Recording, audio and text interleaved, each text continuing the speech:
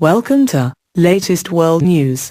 Donetsk, Ukraine. Russia said its military is massed on Ukraine's doorstep and warned against further U.S. sanctions as a deal struck with Washington appeared to stall because of intransigence by Moscow-backed rebels in the former Soviet Republic.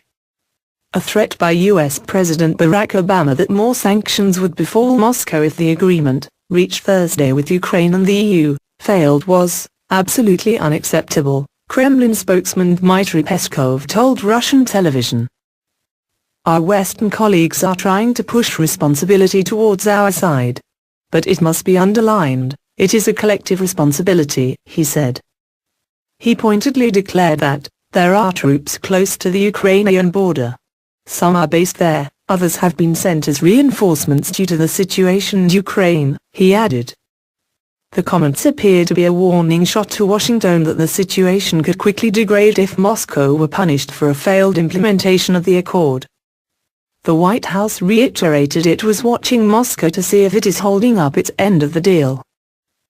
We expect and we will be watching whether Russia does or does not uphold its responsibility to use its very considerable influence to restrain and withdraw those irregular militia from the buildings and spaces that they've occupied, said National Security Advisory Susan Rice. Her colleague at the State Department, spokeswoman Jen Psaki added, if they don't take steps, there will be consequences.